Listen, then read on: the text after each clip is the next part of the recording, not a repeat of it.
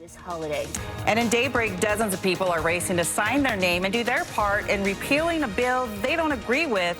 Who this bill affects in the community. Good morning, and thanks so much for waking up with us on KSL today. It is Monday. Police still searching for him this morning. And developing here in Utah this morning, Daybreak residents held a petition signing party to repeal an anti-collective bargaining bill set to become law. It prevents public sector unions from negotiating contracts with employers. News specialist Shelby Lofton talked with people in the neighborhood about why they feel so strongly it should be repealed. This is the bill that brought out firefighters, police officers, teachers, and more to the Capitol. They have about 1 month to gather enough signatures to put that referendum on the 2026 ballot. And one Daybreak woman invited people to her home to do just that.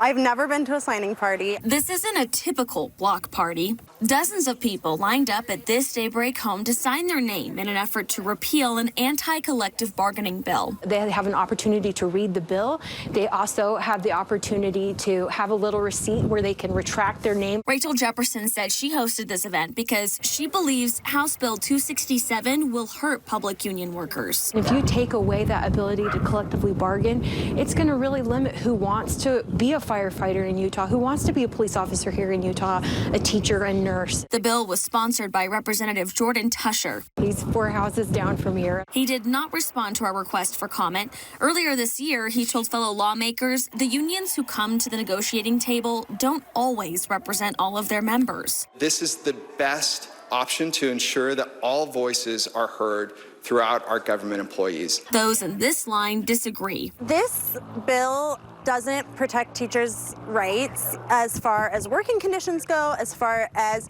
helping them increase their pay raises collectively all together. Petitioner Caprine Curtis said the bill makes teachers vulnerable. Pay does matter because I know we've all heard it, but I know how much my aunts have contributed to their classrooms.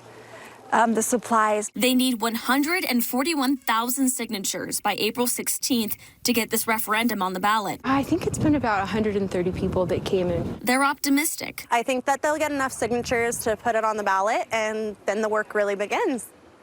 Jefferson told me she attended a training that was hosted by the Utah Education Association on how this entire process works. And she told me that she handed out a receipt to everyone who signed the petition today in case they change their mind and want to retract their name from the petition. In Salt Lake City, Shelby Lofton, KSL 5 News. Shelby, thank you for that report.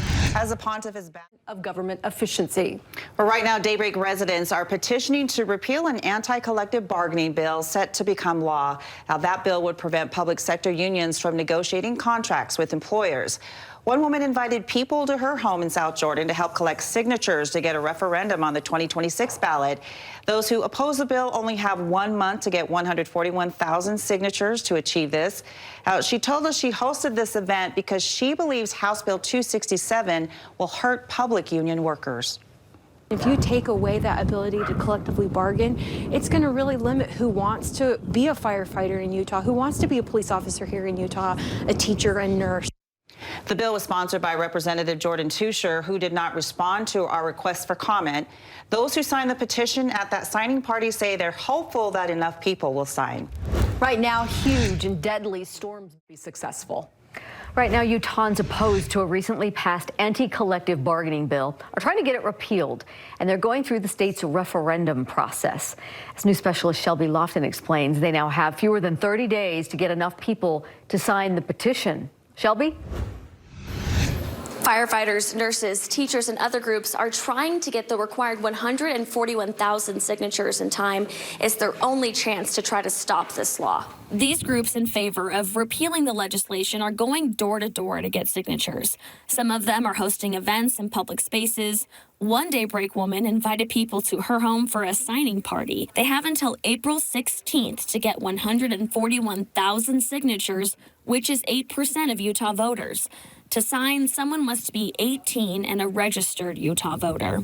They can remove their name after they sign. It's a public document. Those opposed to the referendum have 45 days to try and convince voters to remove their names. If the petition meets the required number of signatures and at least 15 of Utah's 29 Senate districts, the referendum goes on the 2026 ballot. Hinckley Institute of Politics Director Jason Perry said it's a high bar. It's difficult by design from our legislature and from the people, for the voters of the state of Utah. They want to have a process in place where you let your elected officials pass laws as representatives of the people themselves. Coming up on KSL-5 News at 6, I'll tell you how our referendum process compares to other states.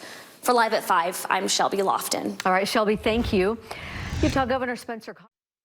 Tonight, an effort to undo a new law. So it doesn't happen very often across the country or even in the state of Utah. Why Utah's referendum process is difficult by design. Plus, strong winds with a winter storm on the way. We are on weather watch as troopers issue warnings on the roads. And more people paying for gold this St. Patrick's Day, why prices for the metal are at record highs. It would be a bad idea to put your investments in any one thing, let alone gold. KSL News at 6 starts now. Right now, Utah groups are gearing against the clock as they try to overturn a bill recently signed by the governor. The bill would ban collective bargaining for public labor unions. News Special Shelby Lofton breaking down the numbers of signatures and steps that it takes here to repeal legislation in our state. Utahns only have so much time to meet the qualifications to get this referendum on the ballot, and the process is difficult by design. The clock is ticking even right now, so that's why you'll start seeing them go to neighborhoods. Petition signing parties and door knocks are happening across Utah. Me and my neighbors, both on the left and the right, feel very much like this is really a stab in the back to teachers, to firefighters, to police officers. Labor unions filed an application with the Lieutenant Governor's office to begin a referendum campaign.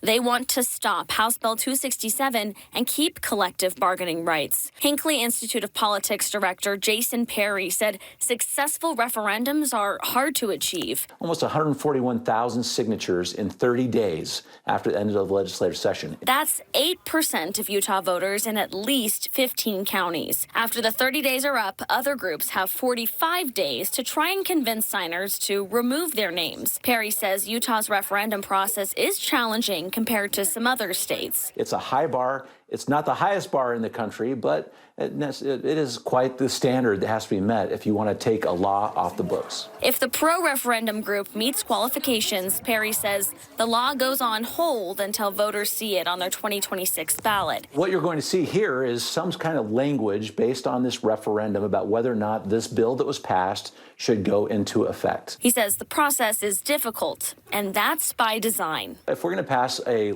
bill as your representative and you don't agree with that, there is a process, but it is a process that makes sure that it is the majority of Utahns that want a certain outcome and not a minority of Utahns. Perry says if the referendum does go on the ballot and voters choose to overturn the law, it will not go into effect.